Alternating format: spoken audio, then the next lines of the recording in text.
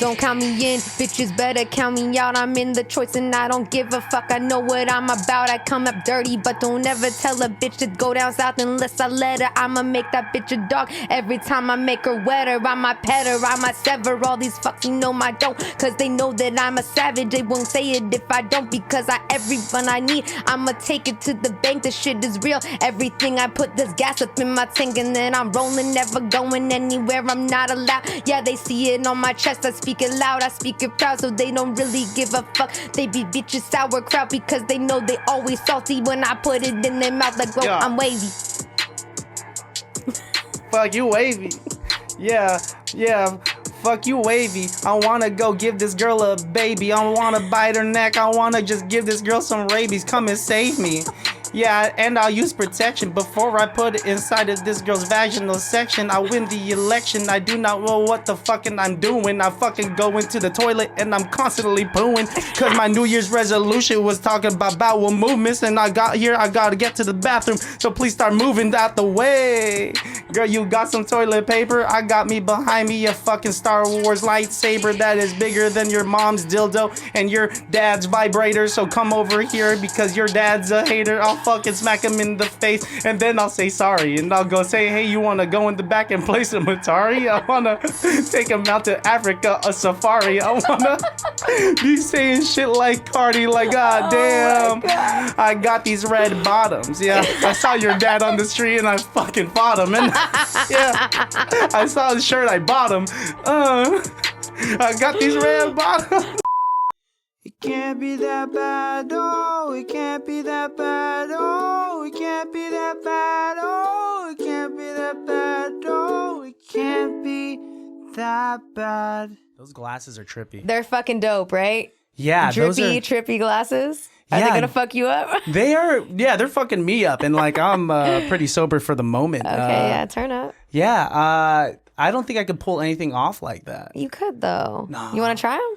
I think I'll be blind as shit. I think I'll be okay, but you could pull it off. I'm jealous because I actually want real glasses so bad. I love the way I look in glasses, but I just feel like wearing the fake ones around so much is kind of corny. Oh, so you're upset that you have 20/20 vision? I know, right? I'm such a...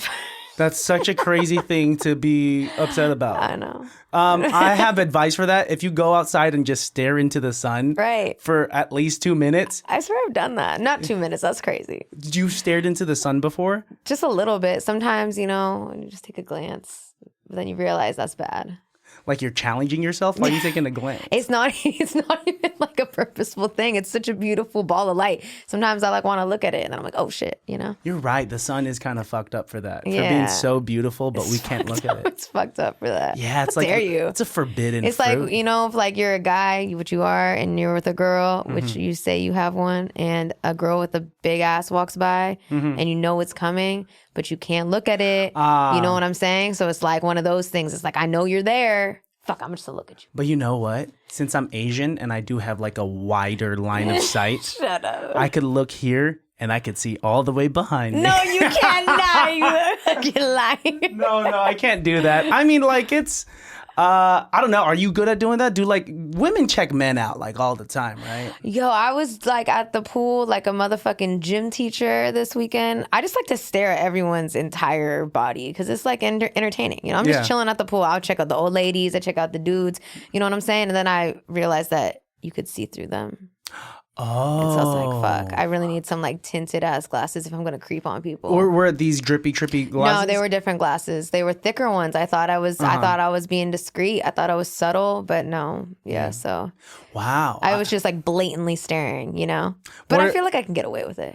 Why do you think you could get away with it? I feel like people are not like thinking I'm a creeper. Like they're just probably like, 'cause I was there with my kid, I was there with my other homegirl and her kid. Like we didn't look like we were out like trying to like roofie up some bitches, like. Yeah, your creep level is way lower. I'm just with more that. like it's entertaining. Like I'm sitting here at this bougie pool and it's like all like it's just entertaining for me. I like to create entire realities of like why are these people here in my head, and sometimes I stare a little too long. Like you build up their life, like that whole game of like this guy's probably a lawyer. Yeah. He cheats on his wife with his secretary. On God, yeah, that's exactly it. Wow, you do that shit. Yeah, it's so fun. Like when your life is so hectic and you can just chill, like the most entertaining thing is to people watch, and then like of course dogs and babies are like my my go-to. Dude, dogs and baby, like every single time I see a dog, I mean, this is why I can't wear glasses like that. I feel like I gotta be a tough guy or like a cool guy, but like I just gush if I see a dog or a baby. Glasses makes you a tougher guy? Or I mean, like no glasses. Sunglasses like that. Oh, right, okay. Oh, you don't want to see me with no glasses. Me with no glasses is like a panda without the black circles around its eyes. Have you seen pictures of those? No. It don't. It's like it's worse. Is that like than an AI thing or it's a real thing? I mean, it's not. No. Yeah, it's an AI thing, or like someone just edited the black circle, so it's just like 2 dots.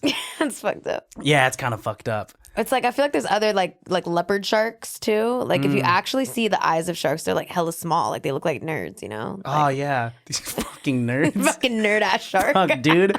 Yeah, let me swim in the deep blue sea. You bitch. Why do you want to bite my leg off? You dick. Nah, for real though, sharks are my biggest fear. And yesterday I was paddleboarding and there was hella seals. Like they were just like pods of seals. I actually just posted a video because that shit was kind of many. And one of them swam under me, and like for a second, it looked like a shark swam under me because it's just like this long gray, like sleek body, like thick and whatever. And that's like my biggest fear. Like I'm not afraid of a lot of things. Well, I'm afraid of robots. AI. Yeah, I don't like, and windows rolling up on my hand. That's my third fear. That's terrifying. Yeah. And we'll get into that, but let's talk about the sharks a bit more. No, yeah, that's it. And then the sharks. So I was like, wow, this shit is fucking scary. Like sharks are terrifying. I mean, you would have been good because like if there's a fuck ton of seals there, then I think you're right. Thank you. Shark has a bunch of options. Shark's You're gonna right. look at you, gonna be like, all right, that's like, I feel like humans aren't that satisfying of a meal as opposed to But like on a paddleboard, I feel like a paddleboard looks like my fear is I'm on it and then it starts like bumping its head up against me. Oh, because it thinks you're like a thick piece of food. I don't know, man. Yeah. That shit terrifies me. I scare myself by watching those videos of like surfers GoPros and there's like a big ass great white shark underneath them. That makes me just like way more terrifying than Freddy vs. Jason. Like, oh shit. Oh yeah. I mean that shit's kind of like it's kind of fake. I mean it is fake, obviously. It's but, true story. Based on a real story. Freddy Krueger and Jason Voorhees. That's real shit. Yeah. Nah, sharks are terrifying. AI and robots. It's That scary. shit's My Roomba downstairs. I don't really fuck with that thing. I do not fuck with Roombas at all. Like I will not. Did you ever watch your movie buff? Right? Yeah. iRobot. Yeah. Those robots were hella scary. Oh, they turned around real quick. Ooh, like I don't want a human-looking robot around. But we're getting to that day and age. Shit. I need it to look like fucking R2D2. Yeah, Like let's make it look fucking cute. vacuum. Mm-hmm. Yeah. Then why are you like naming a project Flex Machina if like you're terrified of the whole thing? I mean, it's fascinating, right? Like I'm fascinated by. I mean, then this was before AI was doing its thing, to be honest, when I started developing the name and the idea behind it. But yeah.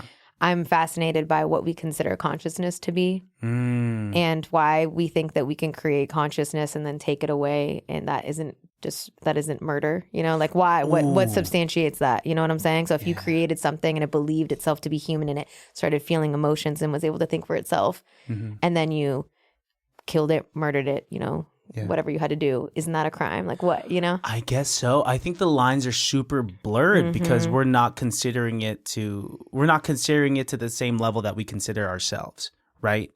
I mean, like, yeah, if I were to delete my subscription to ChatGPT, am I a murderer?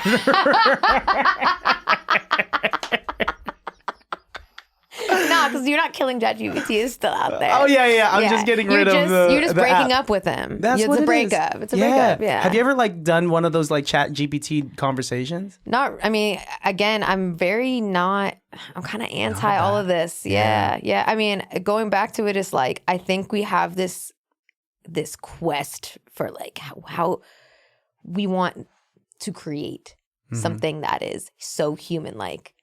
And in the process, we forget all the things that like all of these ancient civilizations did that were like really the key to survival as people, like grounding ourselves in our environment, like understanding and tapping in with our emotions. Now we're so disconnected with everything because we just want to create something artificial that feels human when it's like, bro, do you feel human? Like, I know when I'm on Instagram and all that shit, like, I start feeling hella robotic. Oh, I feel like when I start death scrolling, I'm like, why am I not? I gotta go outside. For real, though. And then we, like, want to create, you know, like, experiences, VR experiences to be outside. Like, Oh, it's so crazy. which I get it if, like, you legit can't go outside, or if you're paraplegic, or, like, there's other things. Like, yeah, traveling is super expensive. Like, you know, I'm not trying to say there's not benefits to all these things. I get it. There is. But also, like, you could just go outside and reap the full benefits of, you know, maybe you don't have to stand on top of Mount Everest to, like, put your toes in the sand. Yeah. I mean, and, like, there are, sure, like, if I had a kid and we were living in the thick of, like, Vallejo, like near the crest or something, I guess I'd be like... Not this Vallejo. Of this Vallejo. Not this Vallejo. Like, I'm in the... You know, if I gotta say, hey, look up my name in the directory to get through the gate, then we're not really in Vallejo. I didn't know that. Honestly, I was ready to go to Vallejo, you know, the Valley Joe. Yeah, and then, nope, you're just meeting this square-ass brown boy that's gonna offer you a glass of water when you come in. Yeah, that's fire, though, too. It's cool, you know, like, I'm understanding of where I am in this, you know, I ain't repping I'm not trying to be hood or anything like that. I know my place. No, but like every city in the Bay Area has like different parts of it. It's just funny when people go to Oakland. They're like, Oakland? It's like, yo, have you been to Piedmont? Like, chill out. It's like, oh yeah, Piedmont's hella nice with some good ass food spots. Yeah, like chill out. Like, yeah, there's East Oakland versions of every city. I feel like, just like Vallejo. But anyways, continue on. If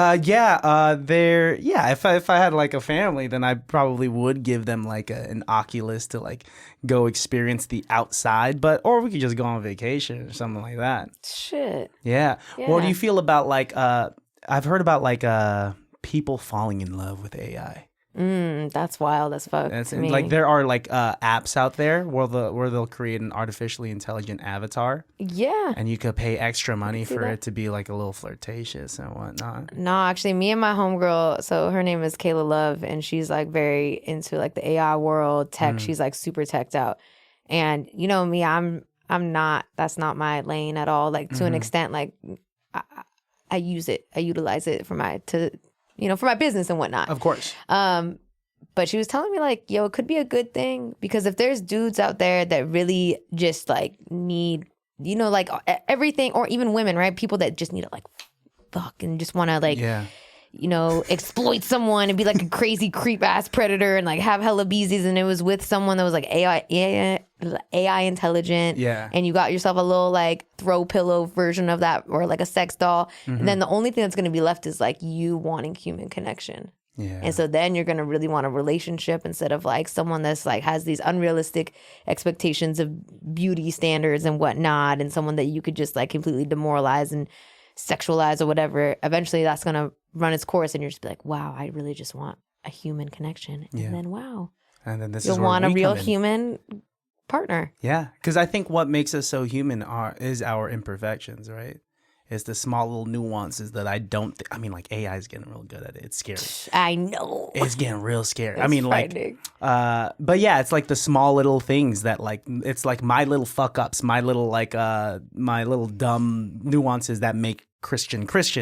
And, same with you, I'm sure. Like, whatever, like, what are, like, some things that are just so you, and what you think is so, like, specific to Lil MC that it's not a trait of anyone else's. That's so interesting you say that. I think about this a lot. I don't think there's anything. I think I'm changing a lot. I'm constantly evolving. You know what I'm saying? And so I never like to. I think people are like, "This is the only version of me. I'm the only place you can get this." It's like, I think that I can give you my experience in a really authentic and raw way. It's always going to change because I'm always evolving, you know? Like, there is a version of me, and you can even look at like a catalog of me, like The Punisher, my first mixtape I put out, where I was fucked up, right? Like, I was alcoholic, drug addict, like running crazy, doing a lot of crazy ass shit, like mental, like a lot of stuff was going on, and you could hear that in the music, right? And then there's Riding the Pink Cloud. That's another project I put out. It was an EP, and that was when I got sober. Mm-hmm. And so all the music in that catalog is going to be a completely different version of me. And then guess what? I started drinking again. And then I put out all these singles. And now I'm in a different space where I'm sober again. I mean, Callie's sober, right? Mm-hmm. I just told you I took a little mushroom cap. So sober for me is just not doing like crazy ass drugs and alcohol. Yeah. But Understandable. yeah. That's my version of sober. But in addition to that, it's like I converted one ism to another. I went from alcoholism to workaholic, Mm-hmm. you know, and it's like always because I'm too afraid to face whatever really is me. So when you ask that question, like, what are you going to get with Lil MC? It's like, I'm still trying to figure that out, to be honest. I know we all love to pretend as artists that we figured out who we are, but I think it's like the process of the art is similar to like the process of finding out who you are. Mm-hmm. You know, there's beauty in that process. There's beauty in that imperfection. There's beauty in like saying something and then changing your mind later and having the grace to allow people to do that. Yeah. And you know, what you'll get with me is you'll get to go on the ride with me and we'll see what the fuck happens. And the beautiful part about being an artist, about making music, about making art, is that you are creating something that is immortalized. That Punisher Volume 1 is a timestamp of who Lil MC was at that time. You know, like, and here is like a lyrical evidence of what you were going through, blah blah blah, and all that stuff. And you're right. It's beautifully put. Is that we are forever changing. You know, and like, you know, to go back to, you know, to something that you created, like, let's say in 2017, as opposed to like what you just dropped with Flex Machina, like on Bandcamp, like two different Lil MCs, right? Yeah. And that's a beautiful thing. It was a pleasure to do research on you prior to you coming here, because like you are a forever changing person, and like there's so much duality with you, because like you've lived this whole like this battle rap career type thing. But then also like I was watching this like food vlog with What's Real. Oh yeah. Yeah, who I recently got to meet at like Ruckus Revival over at the Continental Club. That's what's up. But anyway, you were saying like, you know, in my mind, I just watched your rap battle with Mega One, and then I immediately saw this food vlog where you say the words, "Yeah, my New Year's resolution last year was to be more open about my my bowel movements and my diarrhea." That's what I was saying about the New Year's resolutions. Mine last year was to be more open about my bowel movements and diarrhea. Because I feel like there's a stigma where we can't talk about that. We go to the bathroom, we're like, oh, I'll go into the restroom. It's like, no, you're gonna go shit. Just say it. And don't give me an excuse why it took so long. And my head was flipped on its side because like... Oh my God. See, I don't even remember saying that, but I believe that's some shit I would say. Yeah, was that a New Year's resolution? That's Probably crazy. Was, yeah. Yeah. I mean, that's what I'm saying. I'm fucking crazy. That's... Yeah, I do kind of remember that now. It was like, because everyone's always trying to keep that shit a secret. Yeah. It's so stupid. It's so fucking dumb. It's funny that you're making it because New Year's resolutions are like, they're meant for like, this year I'm gonna stop. I'm gonna go work out more. I'm gonna watch what I eat. I'm gonna stop cussing. I'm gonna do something like slightly prolific. And then yours was like, yeah, I'm just gonna talk about like how much I poop. Or just like not pretend like it's not happening. Like, fuck yeah, no, I do remember that now. That was a long man. You were digging. I tried. I tried. Yeah, I mean, it was fun. It was like truly like a ride. Yeah, you were saying like, yeah, if someone goes to like, I'll be right back, I'm gonna go to the bathroom, and they're gone for like 10 minutes, just be like, yo, just say what you did. I gotta take a shit, or else I'm gonna assume you were doing drugs, and then we're gonna have more. Then I'm gonna have more conversation about that. It's cool. Yeah, assumption. Interesting. Just so you know, the bathroom is where I used to go to events just to be in the bathroom the whole time. Whoa. My partner would hate that about me because he'd be like, yo, why did we buy tickets to go to this if you're just gonna be best friends with every random ass bitch in the bathroom because we were doing drugs together? Interesting. Also, I gotta say, like, the bathroom vibe in a women's restroom is way different than the bathroom vibe. Ain't no guy trying to make friends with each other in That's the weird, men's right? restroom. It's super weird.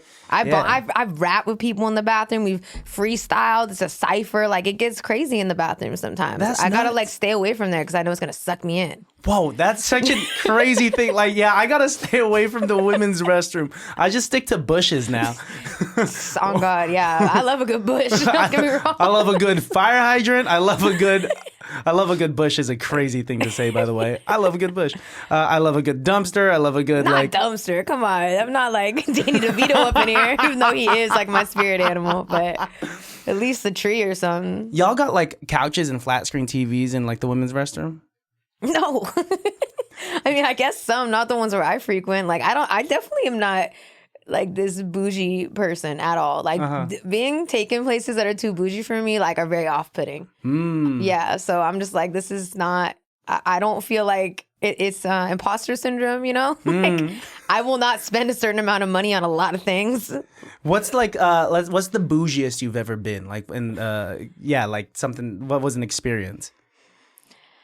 I mean, I've gone to some bougie affairs. Like we have Hip Hop for Change. We have a membership to the Battery, which is like this elitist, not elitist, but it's this really nice club in San Francisco. It's dope. I actually performed there with Ruckus Rumpus before I even went there with Hip Hop for Change. Wow. So all of us who we are definitely not, that was hilarious. You just went to go see Ruckus Rumpus, right? Yeah. Yeah, or Ruckus Revival or whatever. Yeah. It was called Tourette's Without Regrets before someone got mad about back it. in the I hate 2015 and all that stuff. I need to get a bunch of people with Tourette's to say this offends me because it was the best name. It was so good. It was so good. So good.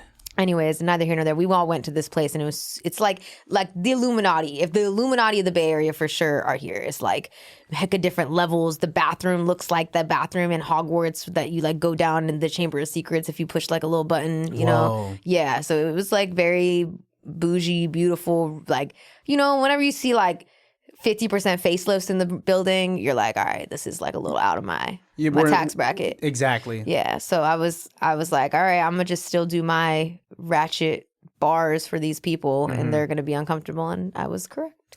I like the sprinkle of like ratchicity that you bring. Ratchicity is so good.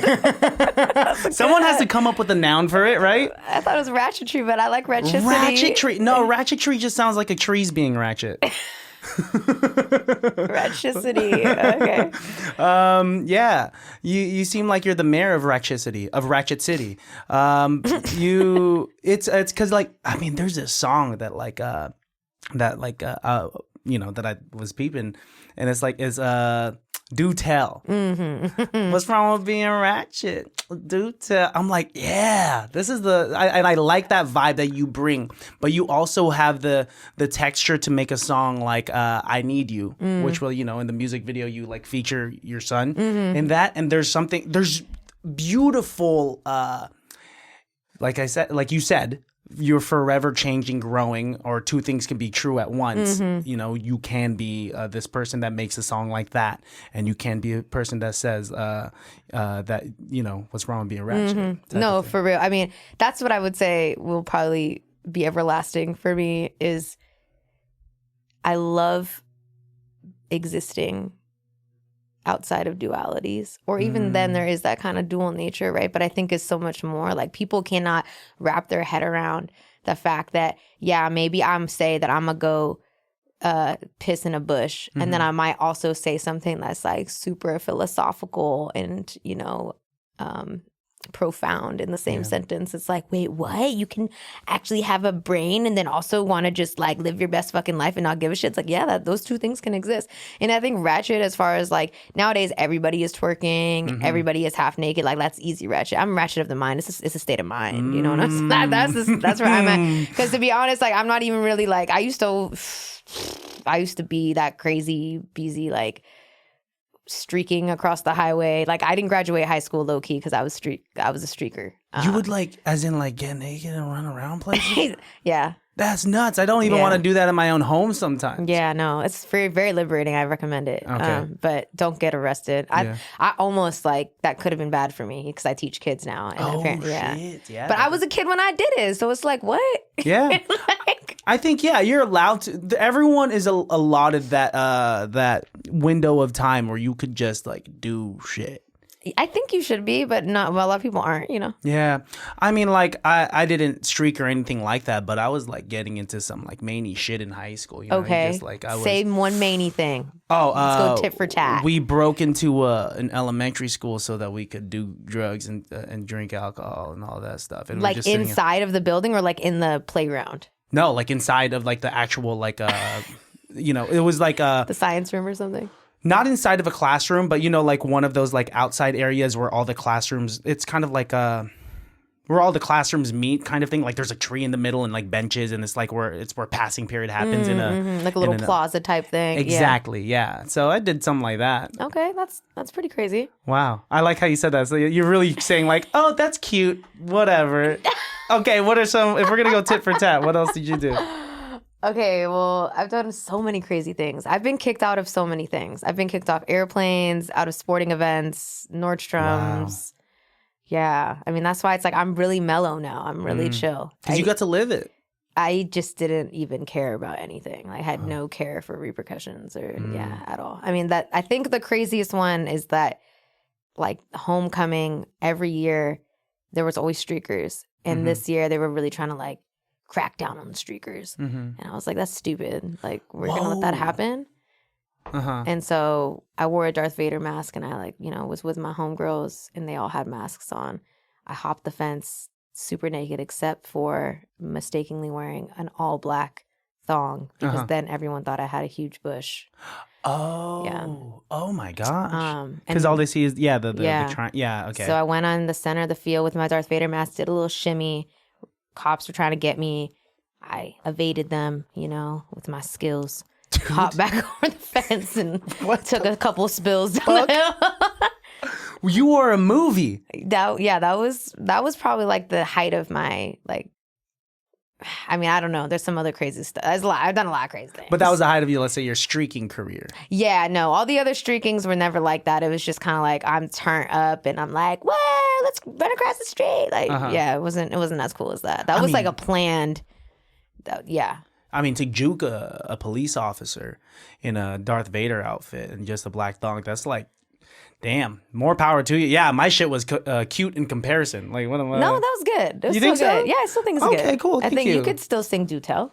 Oh, yeah. I could still. Okay, awesome. But that's about as crazy as my life gets. I I never been in a fight before. What? You been in some fights? Oh man, yeah, so many fights. I think you seem cool, but I think a lot of people out there that behave a certain way have never gotten really punched in the face. Like my jaw, like I can. Ooh. You heard that? Oh, whoa. Yeah, that'll forever be like that from. I mean, you're a producer. You could use that as like. Oh, I should. Yeah, just record it and then just like, put it on a 4/4 beat. Yeah. Yeah, no, that would be really good. No, my homie, my engineer Colin just showed me some wild text messages from people saying that they want real ass clapping to be the claps in the production. And so I think mine should really be like jaw popping. Yeah. That could be like a nice little rim shot or something. Yeah. You could do that. Yeah, you could make content off that and just like show like how the song behind the scenes, how this song was made, and it's just you doing that like over and over again. No, yeah, a good punch in the face will do that to you. What's the story behind that punch in the face? I mean, I've been punched in the face a lot. I've been in a lot of fights. I've been jumped a lot of times. Ooh. I've instigated fights. I've been attacked. You know, yeah, it's been a lot. Yeah, you live your days and you get. I do crazy things. I put myself in crazy situations. Sometimes it was just like, man, that wasn't really my fault. But a lot of them, you know, could have been avoided. Like you would, like you said, you would instigate it and you would like bring it. Like, was there some sort of like adrenaline rush that you were seeking? Yeah, I was angry. You know, like that's the thing is like everything is accumulation of repressed anger. You know. That's where you get the music from. That's where you even get me rapping in the first place. But it's like putting out albums only does so much. as far as being able to release that. Like it's gotta go other places. Now I box, so I'm like chill, you know. That's so dope. That's cool.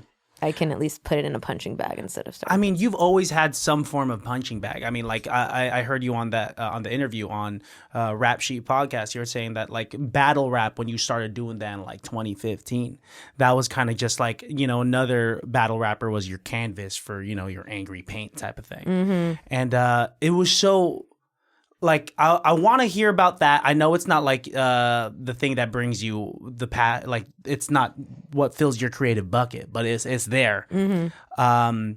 What was that like? Because like you know, the rap battle I saw with like Mega One, this guy just started off like do people's like breath, do they ever fucking stink, or do you just get spat on? Yeah, no, I feel like people are, man, that guy was hilarious. He was so fucking angry. The funny thing about that battle is that I thought I was battling a chick, and that was a prepared battle, right? Like, so we had already written our verses, memorized them. So I wrote him about a woman, which was just so much funnier because I was so degrading to him. I was like, called a bitch like all the time, and then he was just super angry and serious. Yeah, no, I mean, I think it's interesting. Like, I started those battles super angry, like you said, and then it's like I kept going back to that same space until all those people were my homies. Like the first dude I ever battled, I hate putting him all his business out here like that because he's a phenomenal rapper, Mike Fish. But that was our first battle, and I did happen to beat him there. But it was really just because I came at him hella angry, and he was just like, yo, what the fuck? He probably didn't even know what to do with this little random ass chick coming at him so angry and stuff. But then now he's like one of my closest friends. Like, that's my bro. That's my brother. That's fam. You know what I'm saying? So it's like a lot of those people in those spaces became people that I like loved and have so much respect for. So it's like, I don't want to battle you. I don't want to say mean things to you. So then we started doing compliment battles. Yeah. And I love a good compliment battle. That is way more fun to me. And it's also like, it's not really... where I'm at in my career, I can't just go out and lash out on people hella crazy anymore. Like, I got too many eyes on me. Like, I'm a teacher. Like, I gotta watch my P's and Q's a little bit more. Yeah. Whereas before, it was just like, I did not give a shit. Yeah. No shits. I mean, it's interesting that you say that because, yeah, that makes sense. Like, when you go toe to toe with just berating another person, you know, lyrically, like you guys are like you guys are sparring, and then like through that you get closer. And I've used this when I was talking to Frack when he came on. And, that's what's up, Frack. Yes. Yeah. Because he said the same thing. He said like, yeah, after you get done with the battle, you just kind of just like dab it up, and then like you go get a beer afterwards, type of thing, right? And that's because the people that you rap battle, in a sense, you become so close with, like they know things about you, having done research about you, preparing for the battle, that after it's all said and done, like there's a nonverbal closeness that is made that, like, you know, this person probably knows shit about you that your best friend doesn't know. I had a fighter on Eddie Abasola, who's an amazing Muay Thai fighter, and he said that in the ring, it's like you guys know so much about each other because you guys there's nothing but you and the other person, and you are getting literally closer to this other person than you are with like your loved ones. Hell yeah. And like studying everything that person in a way becomes your best friend, you know? Yeah, no, for real. I would agree with that. I mean, I never took battling that seriously. You know, I think that it's a whole different league in its own to be a battle rapper. Like, you really, I never really, once I got to the space where I felt like I initially stepped into the ring, so to speak, for people would respect me and take me seriously as a rapper.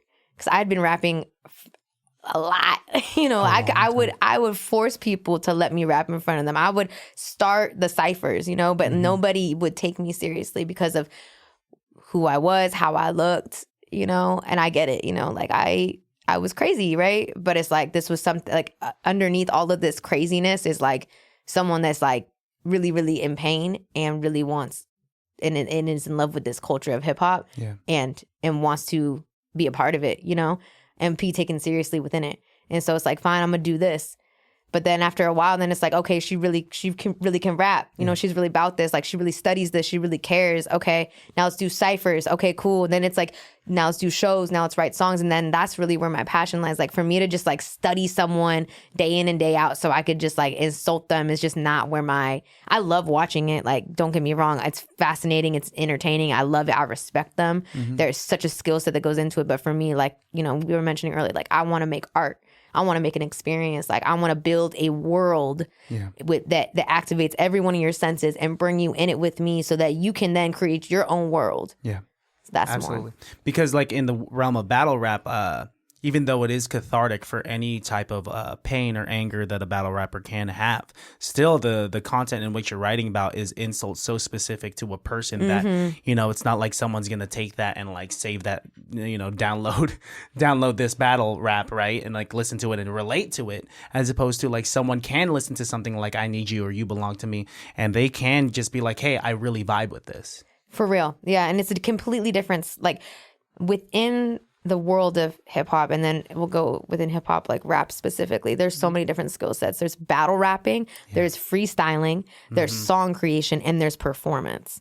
And a lot of people don't possess all of those skill sets, or they lean more towards one or two. But for me, I've always really been more captivated by song creation and album creation, and those are the artists that I've always resonated most with. And then, like, you know, I love a cipher. That's where everything started for me. But you know, hearing people cipher only goes so far, especially when there's so many rappers now. Like, everybody's a motherfucking rapper. Cool. Can you write a song? Yeah. Can you make an album? Yeah. Can you make the cover art? Can you make it cohesive? Like, that's why I love Kendrick, because everything that he does is super hyper intentional. And I love that. It's like finding Easter eggs and everything. It's like watching a Scorsese film versus like watching some like Avengers movie, you know? I mean, Avengers are cool too, but like watching, you know, just something that's a little bit more like an action flick. It's not coming to me because I don't watch action movies, but you know, so the intention to me is like the beauty of in the art. And I think it's very evident in the art that you put out there. Like, so many of your music videos are extremely conceptual, you know? Thank you. Extremely conceptual.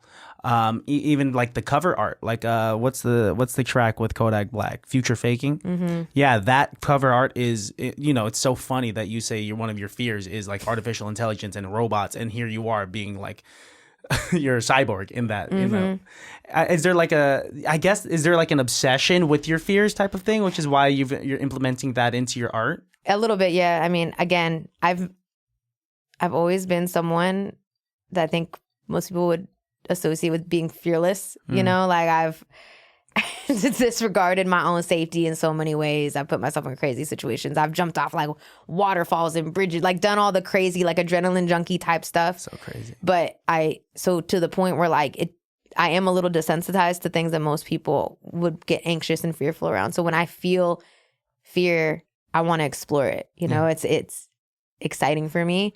And it's like, why am I so afraid of this? Like, I've really identified, I get deep with it. Like, I'm into psychology and stuff like that. So I like identify all these fears, and I really take it back. Like, what am I actually afraid of? You know what I'm saying? So it's like, I think with the robots and everything like that, it's like, what I'm really most afraid of is like losing sight of my humanity, and like all of us losing sight of our humanity. That's like a big fear for me. And that's why I like to explore it so much. Yeah. Wow. I like that. I like you. You're very hyper aware, yet still, I mean, there's once again a duality with being hyper aware of the things that like you're afraid of, and hyper aware that you're not where you want to be. You know, like you're still finding a lot about yourself too, as we all are. You know, like I'm 31 and I don't know who Christian is. Like, it's crazy. But isn't that so liberating to just say that? Yeah, as it opposed is to just so being liberating. Like, I am a content creator influencer and I know my brand and who I am. It's like lies. Yeah. None of us know who the fuck we are, but we will hopefully by the time we say goodbye to this earth. Maybe by then we'll have the peace of being like, I know who I am. But it's like, I think we're all on that journey, and it's cool to be like, I don't know. Yeah. We're figuring it out. I love how much I don't know, like there's a part about you, like being a mother adds so much texture to who you are, not only as just a human, but as an artist as well, you know, to incorporate your son in in your music video, and to incorporate, you have a track called MILF already, that's that's fucking awesome, He loves that song. Oh, that's great. He knows all the words. Motherhood, like, can you talk to me about motherhood, like, and how that changed things? Yeah, no, I mean, motherhood. Yeah, it gets deep. I think for me, you don't get me without motherhood, right? I don't even exist without it, for real. So it's deep because every time I look at my son, it's like very overwhelming for me because I'm like, yo, you gave me a reason to live and a reason to do everything the way that I do it now. At the same time, you're this own unique, beautiful, so amazing human being, and I don't want I want to make sure that I don't attach all my shit to you so that you could just be you. But it also, I'm like, at the core of it, like just a super empathetic, compassionate softie, whatever tough exterior I may have as far as being a rapper and getting in fights and stuff, at the core is like, I feel so much. And for him, it's like everything. I got pregnant when I was 20, but I'd been pregnant 2 times before.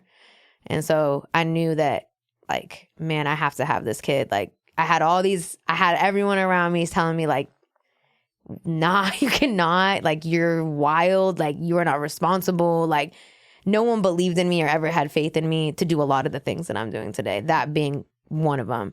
But I knew I could do it, and I knew I needed to do it. And so I did.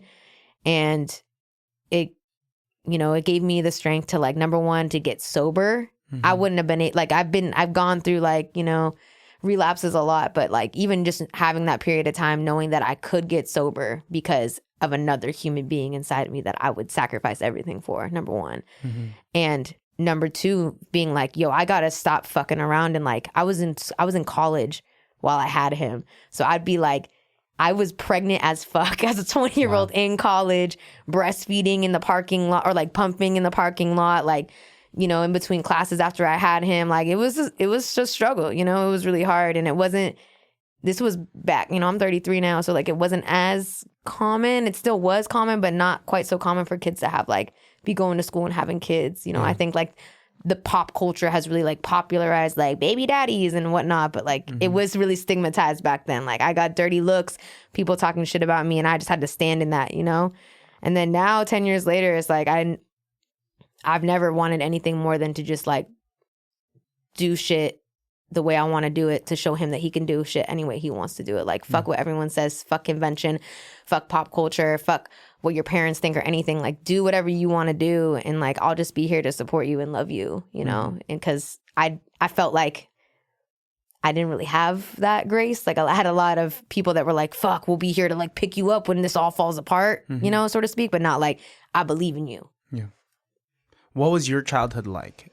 Because obviously what you've gone through, and they say that that hindered childhoods, like, really lead to, like, great parenting, because you want everything for your child that you didn't get growing up. What was your, like, what's a peek into, like, Lil MC's childhood? Yeah, if you're willing to go there. No, I think about this shit all the time. I mean, my parents are fucking amazing. They're both together. They're both fucking, like, fought against hella odds to get to where they're at. Like, my dad came from Venezuela, and he went to school and became an engineer. My mom was, like, super broke Irish family, and, like, went to college, like, early, graduated high school early, like, and they both been through hella shit, and they worked their way into a space. They're both hella smart to where, like, I was able to have, like, a really great life, to an extent, but, like, I went through a lot of abuse, not, like, a lot, like, an amalgam of it in different capacities, and they could not see what was going on with me. They didn't recognize it. And so it's like, I had all these beautiful childhood experiences, but I also was, like, hiding a lot of stuff that had happened to me. And so it made it so once I got a little bit older, like in high school, I started, like, losing my shit,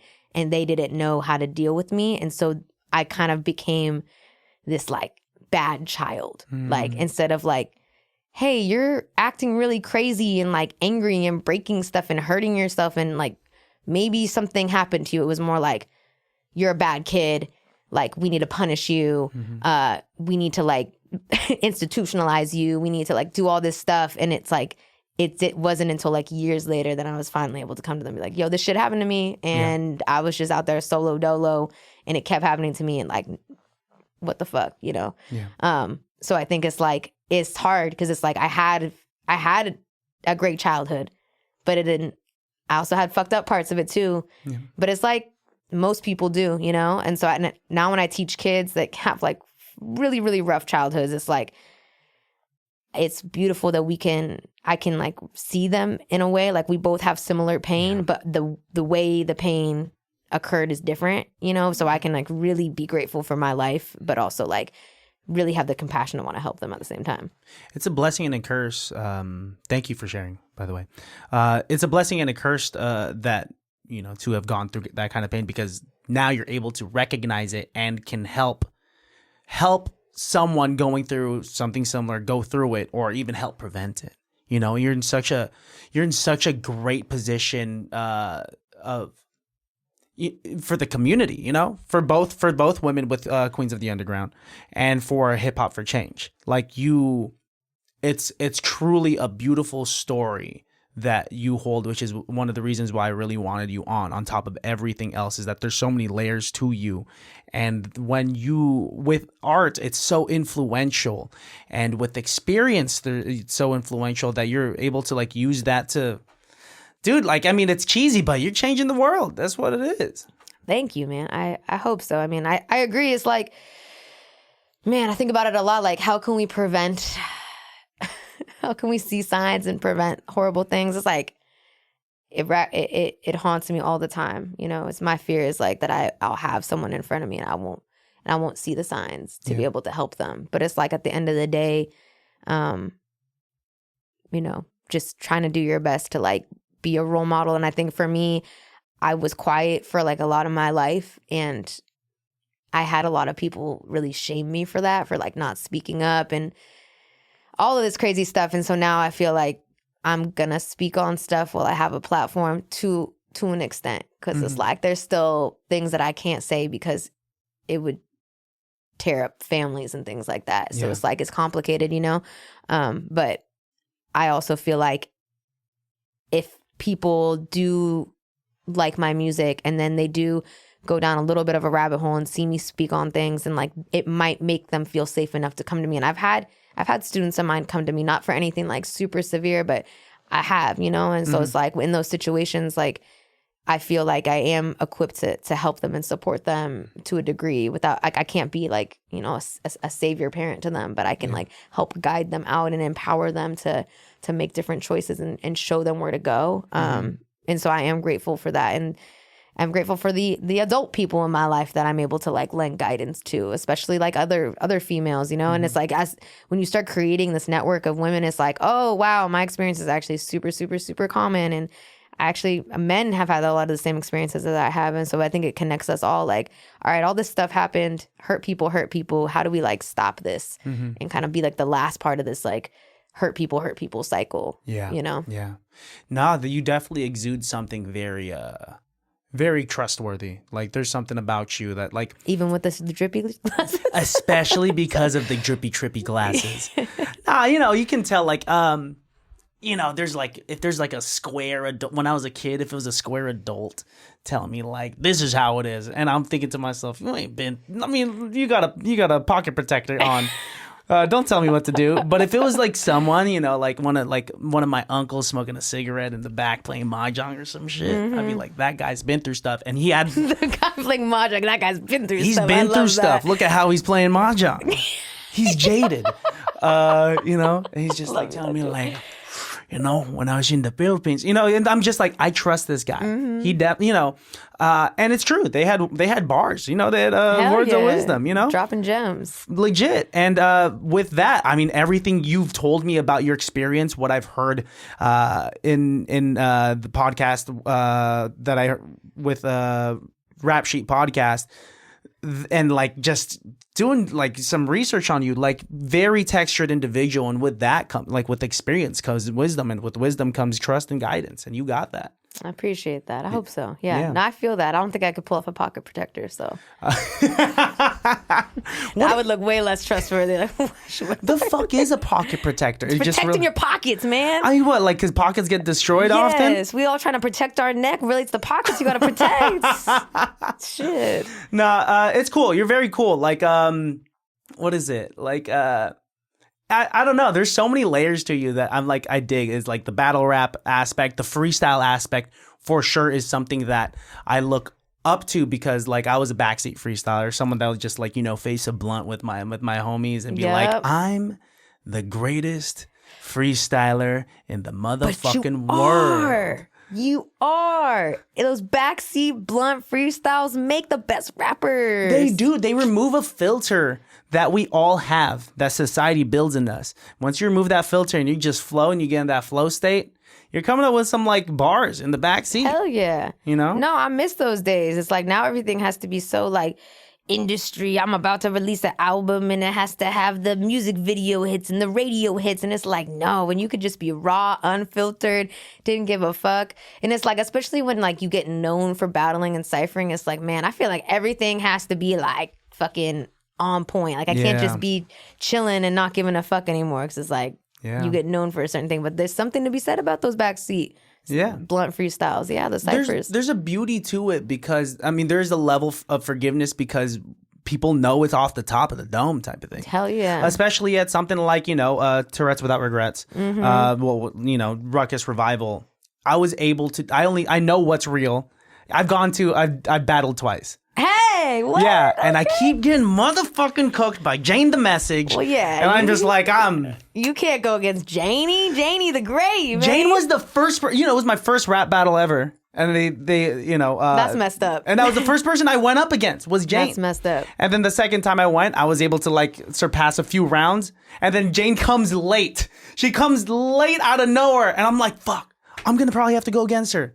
And I did. And I got cooked. I got cooked, but freestyling is so fun. It's like, so fun. I saw your appearance on Bars on Wheels. Man, that was hard.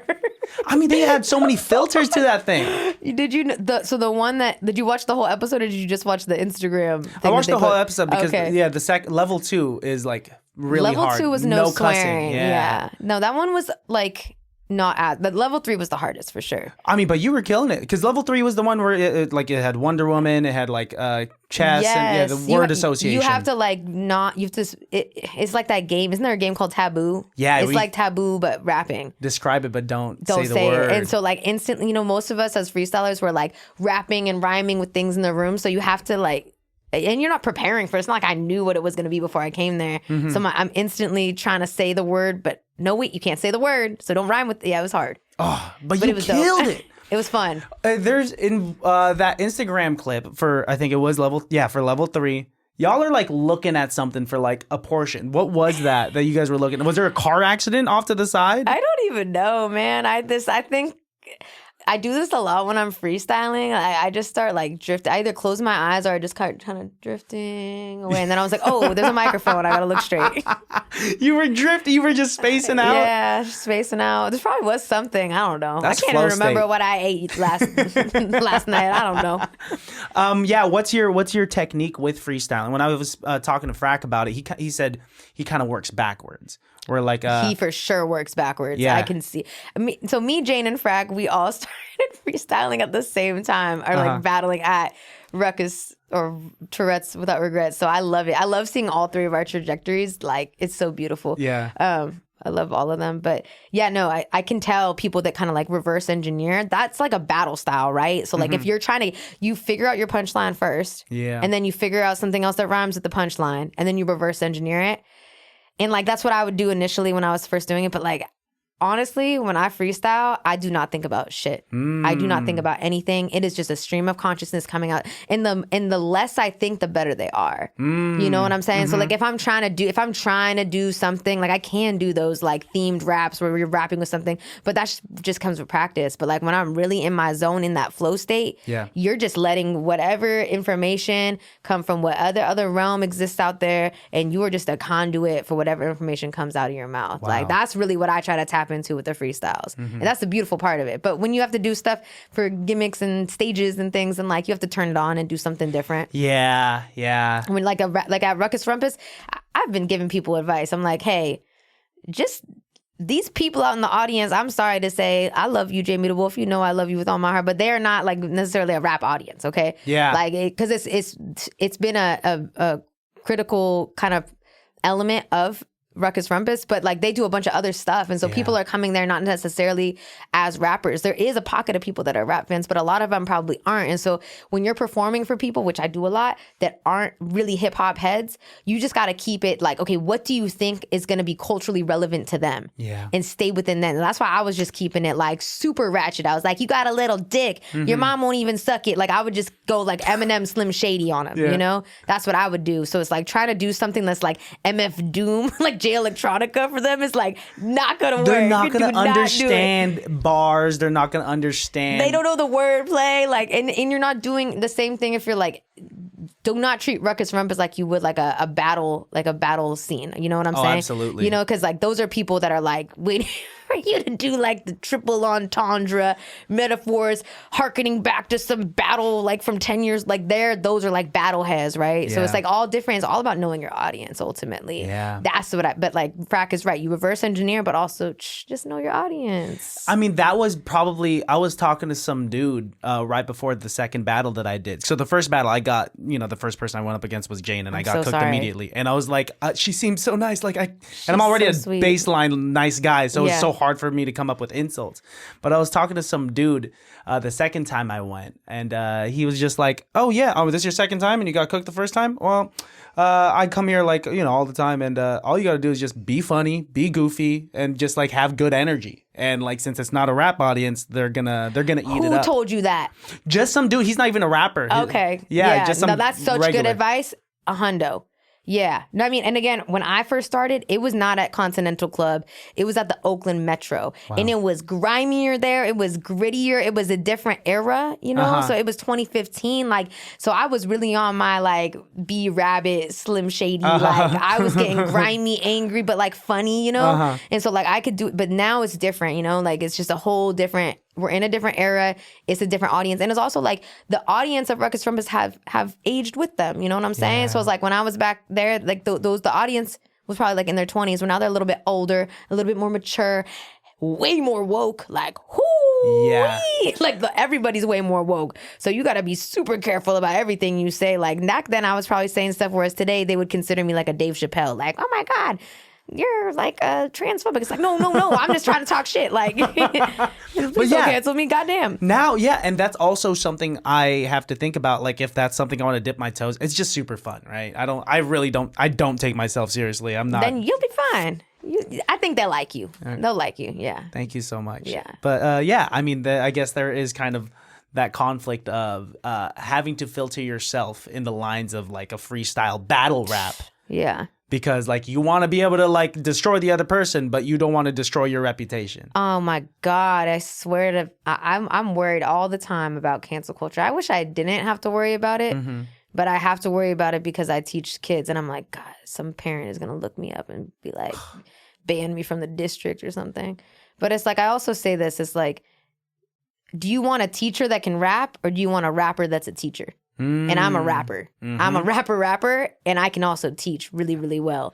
So you could get like an Alphabet Rocker to come. No, Alphabet Rockers, I love them. But I mean more like you can get someone that's like, super clean and G-rated to come in here and teach, and they'll do a fabulous job, right? But if you want someone that's like really, really in the culture and puts the culture first, like, that's what I do first, and then I'll come and teach. So it's like, I think that's way more important. That's way more important. I mean, both work. You know what I'm saying? Both can work, but it just depends on what you want. And if I think a lot, like, hip hop is so accessible these days, especially with the 50th anniversary. And it's like, oh, it's part of the Grammys, it's like part of the Super Bowl. It's like this Kendrick moment is like a pop culture moment for everybody. People that weren't aware of what, like what hip hop was became aware just so that they would get all these references from Kendrick and Drake beef, right? And so with that comes like this. It's like it started underground and now it's mainstream, and you lose a little bit of something when that happens. Yeah. When it comes, yep. And that sucks, right? That truly. It happens though, right? And it's like, and now what is the underground culture? Now I look and I think, because I just got off tour and I was like, a lot of people were telling me that hip hop shows are really tough in a lot of these markets. It's really hard to get a big hip hop scene. So I'm like, what really gets crazy? And it's like a lot of more like what's like emo, trap, rap, screamo, raves. Get like all bunch of people come out, the younger generation. Yeah, and it's really what like hip hop used to be though, right? Like back in the day. Yeah, but it's not like that. It's not like that anymore. Yeah, the rave culture has really taken over. It's really like I know that if you throw one rave in San Jose, all the ABGs will pop out. Oh, and they everywhere. That my first time I ever heard that term was from an artist named Chow Mein. You remember him? No, I don't. Oh, he's dope. Check him out. He has a song called ABG. And the music video is good. And that was the first time you heard the acronym? Yes. You're like, what is this? Yeah. And it's so I thought it was accurate. a gun. Just kidding. You thought it was a gun? Arcade music. You got AK-47, you got an RKM, you got an ABG. I'm dual wielding ABGs. Oh man, I got me this like a concealable ABG. Oh, I got this big ABG with the nose on it, Oh, that's hella funny. Yeah, I mean that's great. Yeah, I mean ABGs could be weapons too. I mean they with them lashes and them nails and like. If they're gonna get in a fight, they gotta take off their earrings and put down their boba drink. I can't. I'm gonna just let you do all that. See, put that in your battle bars and you'll be fine. You could say that all day. If I'm battling an ABG. No, if you are battling any other race that isn't Asian, you could get off so much, and then they'll look like the racists if they come back with anything. Oh yeah, you're right. So I did this project when I was in college, and I did a sociology of race project, and I analyzed like 50 rap battles. Whoa. And I analyzed what race was able to say what discriminatory, stereotypical insult to the other race and could get it off, and the audience approved of it. And so what I found was, if you're Black, you can get off any insult to anyone.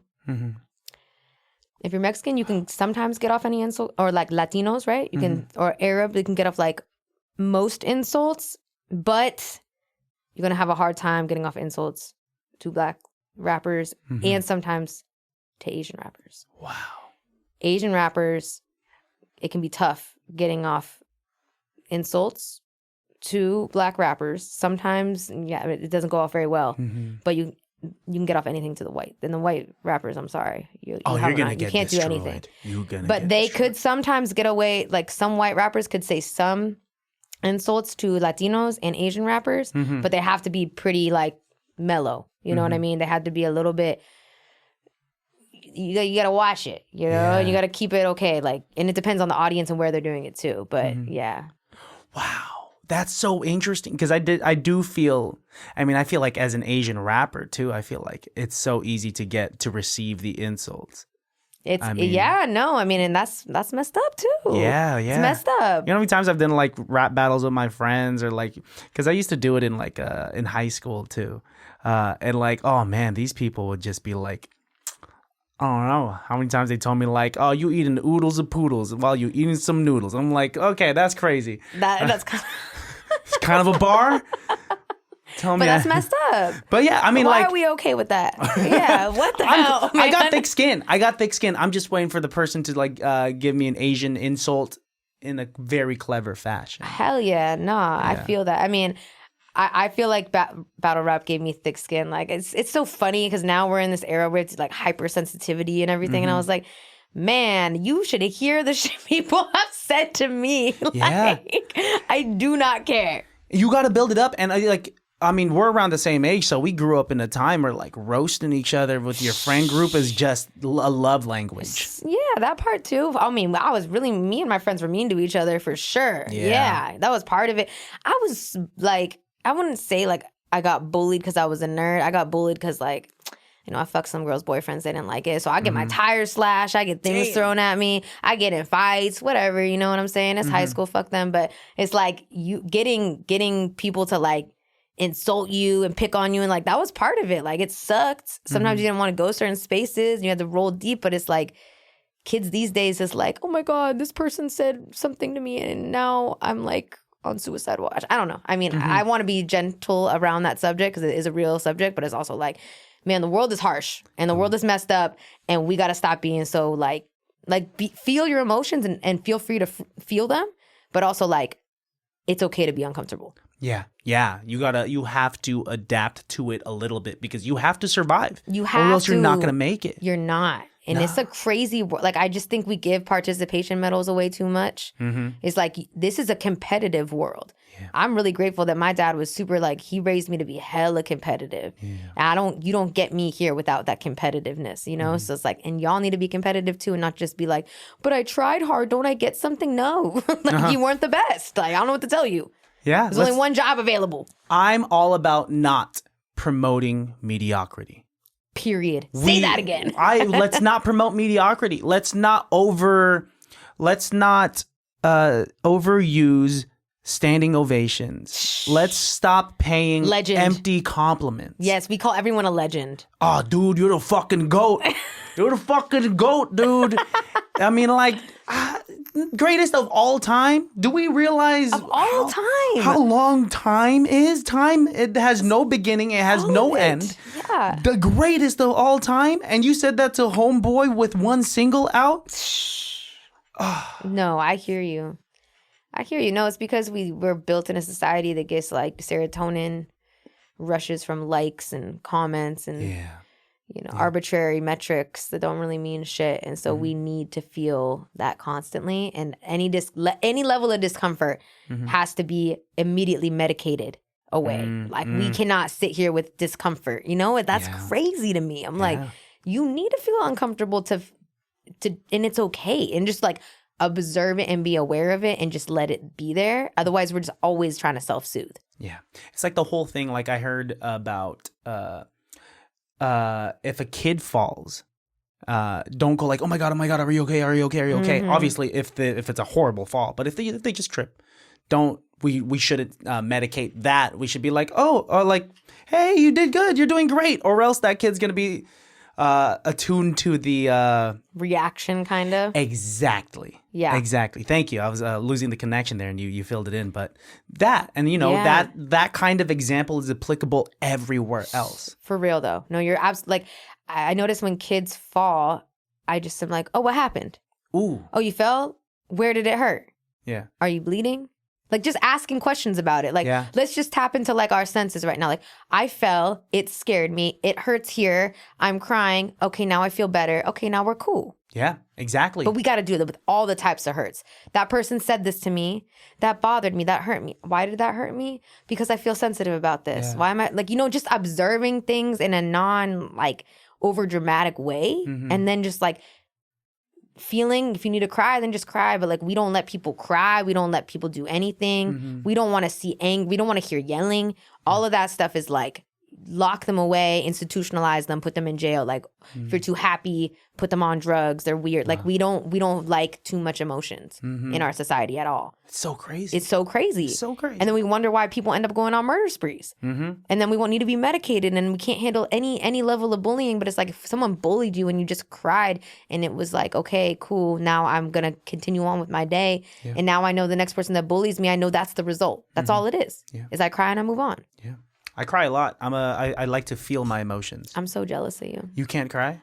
That's why I'm so kind of infatuated by this, is that I, like, from a very young age, it was I broke my arm and I didn't cry. What? And didn't know about it for 2 weeks. I was 6. You didn't know about it? I knew it hurt, but my parents thought it was not a big deal because I didn't cry, because I just never wanted to cry. I was raised around a ton of boy cousins. Like I never wanted to be like a sissy. I never like, I was really like not wanting to be thought of as like a girl. You know, I didn't want to cry or anything. And then now I've just kept like everything just like down here. And then when I finally got to a space where it's like, I'm messed up, I'm really depressed, I went and I told people. And instead of being like, let's get you a therapist, let's do this, it's like, oh, all this crazy stuff happened to you, let's put you in a mental hospital, put me on a 72-hour hold. That's happened to me like 3 times. Oh, wow. So it's like, I learned, don't tell people that you're sad and that you have these thoughts, because then you just are, it's illegal, like essentially, to feel like you don't want to live anymore, which is wild to me. That's something we need to talk about, right? Because it could, again, just be one of those things that's just as normal. Like, I had a thought of ending my life. Instead, we're like, put them in there. Like, put them in abandoned zones. Like, but that's like one of the most things, like death is something we think about all the time. All the time. Yeah, why are we trying to placate that? That's so nuts to me. It's crazy. I mean, I grew up around a bunch of female cousins, and so I've always been like in tune with my emotions and talking about my emotions. I have this conflict though of being a people pleaser. I don't want to be an emotional burden on anyone. So like if we're in the space, then maybe I'll talk about my emotions, but I'm not super transparent about it because I don't want to be a Debbie Downer, and I'm the guy that usually cheers people up. I'm a the fucking vibe. people pleaser. I'm the fucking vibe. That's a burden though, to be the vibe. Yeah. And I am now just coming more into my own awareness and like really being more open of like, hey man, Christian, it's okay to be sad. And I'm like, oh fuck. Like it's okay to sit in my sadness. It's okay to talk about it because I do have all this pent up energy from being the guy that listens to other people's problems, but I'm not. You know, it's the whole thing of like it's like the jester makes everyone else laugh, but who makes the jester laugh type of thing, right? Yo, I've analyzed this exact because it resonates so deeply, and what I really feel like it is like a survival mechanism. You know, for whatever happened with you that made you feel like you had to be the vibe or had to be the people pleaser, it made people value you, and that value was your survival mechanism. Yeah. And so now you cling to it because you feel like, whoa, wait, if I'm not the vibe, what am I valued for? Can I be valued for all the things that I let other people feel around me? Because like maybe they won't want me anymore if I'm sad and I'm not happy and if I'm angry. And it gets deep, you know what I'm saying? And I think it's all just rooted in us feeling like we don't have a space to feel emotions. Yeah. It's definitely that. You got it on the fucking head, you know? I mean, I grew up a fat kid, and so I had to be funny. You know, I grew up a romantic fat kid. Bad combo. Oh, bad combo. That does sound like a vibe, though. It was, you know, not to these girls that were into like these like Timothy Chalamet looking motherfuckers. I'm out here looking like the Asian best friend in Spider-Man. Which Spider-Man? There's so many. The newest Spider-Man. He has like this big, chubby Filipino. Yeah, I love that guy. Yeah, people love that guy. Oh, you would date him? Yeah. All right, that gives young me hope. It doesn't matter because that time's passed. But yeah, I definitely realized that, you know, I have all of these crushes, but they think I'm about to crush them, you know? You be having bars just ready. You have them in the tuck. I'm trying, but they're all at your own expense. Oh, dude, it's you be battling yourself in the mirror. Like, I'm ready. Give me the crown. Just here cooking myself. Shit, I'm cooking. Yeah, fuck, dude. Yeah, it's a lot of my humor is like self-deprecating. No, I hear it. Yeah, you know. I feel it too. I feel the self-deprecating. It's really hard to accept compliment. Like I feel so uncomfortable around like someone compliments me. I'm just like, yeah, I hear you, but like, it was kind of shitty here. You know what I'm saying? Of course. And that's just the mind of being an artist. You know, we all got imposter syndrome to a certain extent. That's why I have to be like, I was feeling out your vibe and I have to be like tactful if I'm going to pay you a compliment, right? I can't just be like, oh, this is dope, this is dope, this is dope, this is dope, this is dope. I just, you know. I appreciate you not doing that because you'd see me just start squirming like. You're like, what do I say to this? Yeah, usually I'll just package a compliment and saying like, you're dope. You know? Thank you. Yeah, And that was good. You could That's take super that. digestible. Yeah, you're just like, made me feel safe. I I am feel dope. seen. Mm-hmm. Yeah. This has been really cool. I want to end this podcast by doing some freestyles with you, if that's okay. Yeah, no, you asked me, so I was waiting. Fuck yeah, absolutely. I had such a good time. Can you think of a type beat that you want to start off on? Okay, yeah, I can. Yo, do Lil Wayne type beat. Woo! Okay, let's do it. He's just dropped so many dope 16s. I love Lil Wayne. I remember you talking about it on a podcast, and you're like, if you don't think Lil Wayne's wordplay, even though he came out with, you were saying like, even if he came out with shit like Lollipop, come on, Which we is were still all bars. fucking bars. I know. I hate when people are like super purists and they're like, well, he's auto-tune. Yeah. Like, yeah, but whatever. Or he came out with that rock album, like out of nowhere. I'm like, okay, so he was what? experimenting. Yeah. He's still Homeboy that like came through, that was featured on Juvenile's like hit track, you know? Yo, he's a child prodigy that went through so many grimy mixtape eras. Like, if you need mixtape Lil Wayne, they're there. They're there. And really good talent, very good. And you would also said like it's important as a rapper to truly explore like the dynamics of your voice. Mm-hmm. You know, Mm-hmm. like you can't just be monotone. You know, successful lyricists, successful vocal. You know, Kendrick, J. Cole, like they'll sing their hooks and whatnot, and it's so beautiful, it's so impressive, and it's so dope. No, like one of the reasons why I love Kendrick so much is his different voices. Like they're different versions of him, and I know it's like he's Gemini. I'm a Gemini moon too, so I love tapping into like Nicki Minaj does this too. Yeah. You know, like where Eminem does it. Like you have different accents. Yeah, And it doesn't mean you're being fake or phony. Like you're being theatrical, and I love that. Like different accents for your ad libs, for your like emphasis tracks, for your intros. Like that shit is hard to me. It's performance is what it comes down to, and it's so like the first time I heard Backseat Freestyle. And like he goes in. That's so good. He goes in. It's.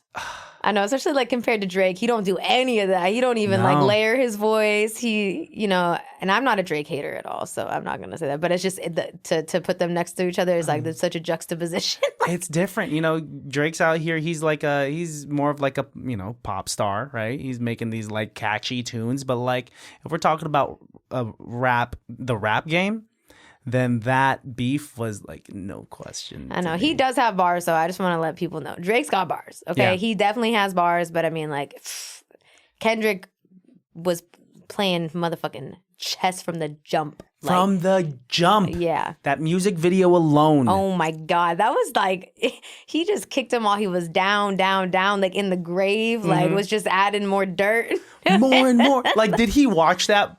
I wonder if Drake sat down, turned on YouTube once, like he got the text, like, yo. I think Drake is chilling. I don't think he gives a shit, to be honest. I really think he's chilling. I mean, he's still chilling on his millions and millions of dollars. But I think he's chilling. Like, I think just like with battle rappers, when you bring battle rappers into a ring, like there's a certain camaraderie that you have. Like maybe they really don't fuck with each other, but I also think like there's a part of him that enjoyed that whole battle. Like I really think he did. I think he enjoyed it. I think he lost, but it's like, I think he's still okay. He's chilling.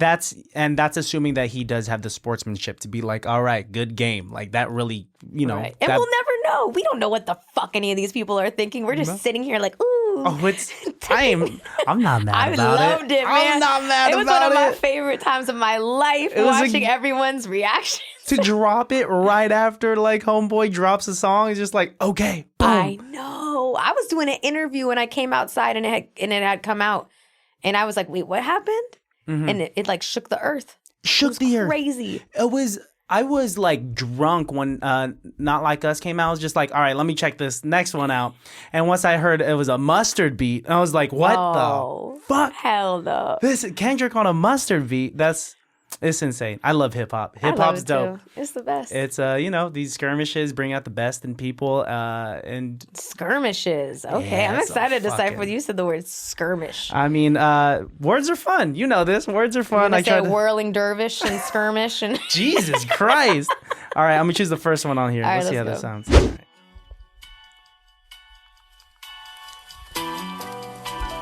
Okay, yeah. Hey, yeah. Well, okay. Yeah. Thinking off topic, I've been up head like a rocket. You don't know me, but I'm picking the door like a locket. You don't want me, but I bring up the light and it ain't no socket. But shit, I just wanna get on my own flow, do it on my own now. Cut your toes, but I don't really wanna cut out nothing. Yeah, you tell you about something, but I've been freestyling for the dead man track. And they don't really wanna know, so I bring it right back. Cause this is theatrical, acrobatic, but I ain't no Olympian. No, this is nothing more than a simplistic memorization of something that I ever said once in a different lifetime before, but I'm just trying to bring it out right now because I was once a child and I don't really give a fuck if I was wild, cause right now they wanna come to me to tap it to you, cause I never ever come up mild. No, why do they wanna mess up my style? Like, whoa, I don't really do this for dramatics, but if they want me back to back, then they're gonna have to understand I made this classic. This is how I've been on going and I do not know it, so I do not show it, but they want me rowing the boat and I know this is what something may happen. I comatose everyone after me. This is the dopamine release. Dopamine, I mean what I said, what I didn't, what I mean, what I did it when I did, and I hope that someone else believes me instead. So shit, I'ma pass it off right now. Shit, I've been going off right now. Like, I don't really know my style. Like, whoa, I'm not gonna flip it on them. Like, nah, they don't really know what I got. Like, wow, I'ma pass it off right now. Like, whoa, they don't wanna see me right now. Like, wow, why don't you go ahead, just go. All right, that beat's pretty short, so I'm gonna switch it. Oh, wow, my bad. No, please. Rap over the entire beat if you're in that flow state. No, it takes me a minute to get into it. So do not stop it. You start the next one. All right, can I get a word? Okay. Airplane. Yeah. All right, airplane. Airplane. Wait for the beat. All right, yeah. My shit's super silly. Don't expect anything prolific. I like silly, so it's good. Yeah, I'm feeling really fly. Pass the bomb so that I could take a hit and get high. Yeah, inside the plane, gonna go to Bangkok. About to find me a girl so she can Bangkok. Yeah, double entendre for this Asian guy. Oh, I go home, I eat Asian rice. I'm a really nice guy. Let me give high fives. And once again, let me get real high. Yeah, economy, cause I ain't got no money. I'm really nice and I'm slightly funny. Ladies like me, I'm sweeter than honey. I got an ABG cause I'm gunning y'all down to the motherfucking floor. I'll fucking go over and knock on the door with some flowers cause I'm nice and I'm there for 3 hours. And I got a dick that's taller than the Eiffel motherfucking tower. Yeah, I'm the power of tower. I'm like want some cherries, but if the cherry is sour, I throw it out. Yeah, and just after an hour, I go away because I'm an emotional coward. I'm like, damn, girl, your titties were too big for my mouth. So I went and I ran away and I went down south where all the racists are. And I happen to be brown and I'm like, oh shit, let me go to a city that's not a town. I'm like, damn, New York, cause it's woke. Yeah, found me a new bra that I could slightly poke. And she's like, damn, Christian, you're only 4 inches. I'm just like, I don't care cause I fucked 4 bitches and I got a personality that's like 7 inches. And I'm like, god damn, let me make 7 wishes cause I got a weenie that is bigger than a genie. And I gotta tell you that I'm looking like Mr. Feeney. What's up? You're good, bro. Nah, you need to win. Okay. All right, there's still like, a good minute and a half. Go ahead. Yeah.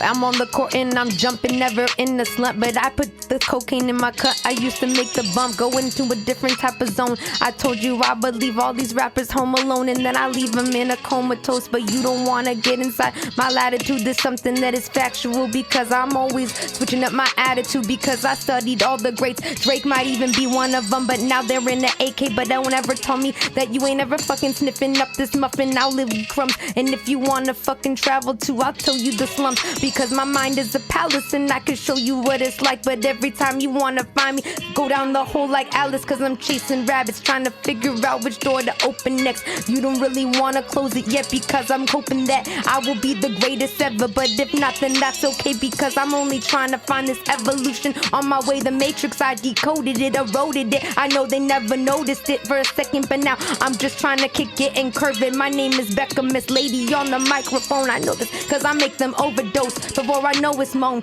Because I know that every bitch that moaning ain't my name because they heard me in the neighborhood. Been showing them the way because I always got the microphone. It is my safest place, so in my resting day, I know they'll always lay it on my grave. Oh, damn. I always got the microphone because it is my safest place so that I know. But I don't know. You said, fuck, dude. That was great. That was so good. Man, you went crazy too. Thank you for letting me warm up. Yeah, of course. Here, we'll go do it. Yeah, Is there another type beat? There's a Kanye. Shit, you can do Kanye type beat. That'd be fire. I like going for producers more so than. Okay, is there? Yeah. Yeah, do a Kanye West type beat. Hopefully sure. they don't give us like something hella gospel. Here, yeah. Let's do a If Kanye you do type. something hella funny on a Kanye type, dude, that was hilarious. Thank you. I told you I'm not serious about this. Like it's just I just fun and think they games. need to let you fucking get in your zone at Ruckus Revival because I feel like you would kill it. And everything you just said right there, you would kill it. Thank you so Man. much. It's just it seems like a safe place to perform, which is what I love. Ooh. All right, kill it. Love a good sample.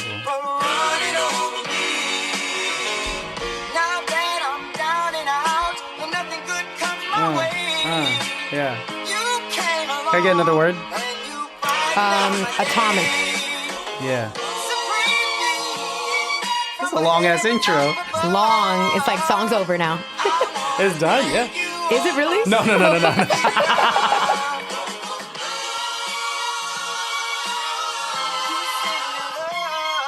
Is it gonna be like that's all sample? Right here. No? Yeah, I'm atomic. Yeah, cause I go over you and I'm bombing. Yeah, bombing on stage, I'm not liked. Yeah, but I got me a big spike in between these legs. Why is it about my penis? You know I'm a lyrical genius. Have you even fucking seen this? Alright, I'ma try to not to be sexual, but one more time, let me comment on my big old pole. Stick it in the hole just like a fucking diglet. Lil MC over here, she just be rapping in triplets. Have you seen this? I'm fucking dope. I'll fucking go and I'll climb a rope up a hill cause it's a battle. I'm like a snake, I rattle. You know that I fucking go down a fucking rabbit hole. I'm on YouTube and I'm on the internet and I'm gonna make it sexual one more time. I'll make your bitch wet and I'm scheming, I'm swiping, I'm doing all this liking. You know I'm fucking over here, I'm down here and I'm piping with a pipe cause I'm smoking all this weed. I'm about your wants and I'm about your needs. I'm a nice guy one more time. Let me get you some stuff. I do some push-ups. I'm hella buff. I'm just pushing these weights and I like to masturbate. I got a big old crush and she likes my massive weight. Yeah, 250 pounds when I was obese. Yeah, I'm a beast. Yeah, that means I am an obese. Let me eat a turkey feast. And you know I'm much more and I'm never the least. I fucking eat you up like a bucket of yeast.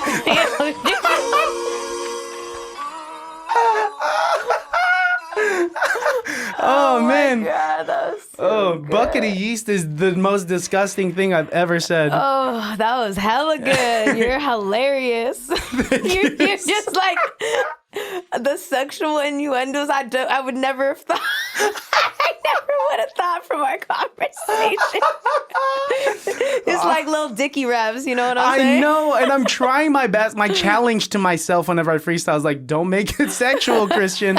But it's always about eating pussy. It's always about like getting head. I don't know why. All right, but what's your favorite type beat? You put your favorite type beat on. Okay. Yeah. J. Cole. Okay, J. Cole so type that's what you think of. You think of the eating pussy type beats. J. Cole. That or like I like trap. I do too. All right, what's a trap producer? I like 21 Savage whole album, but I feel like we're gonna fucking start getting violent. Let's get Let's violent. Get violent. Okay. All right, here. Oh shit. Hey. Whoa. Okay. Like, whoa. Yeah. Don't count me in, bitches better count me out. I'm in the choice and I don't give a fuck. I know what I'm about. I come up dirty, but don't ever tell a bitch to go down south unless I let her. I'ma make that bitch a dog every time I make her wetter. I might pet her, I might sever all these fucks, you know my don't. Cause they know that I'm a savage. They won't say it if I don't, because everyone I need, I'ma take it to the bank. The shit is real. Everything I put this gas up in my tank and then I'm rolling, never going anywhere. I'm not allowed. Yeah, they see it on my chest. I speak it loud, I speak it proud, so they don't really give a fuck. They be bitches sauerkraut because they know they always salty when I put it in their mouth like, Yeah. I'm wavy. Fuck you, wavy. Yeah. fuck you wavy. I wanna go give this girl a baby. I wanna bite her neck. I wanna just give this girl some rabies. Come and save me.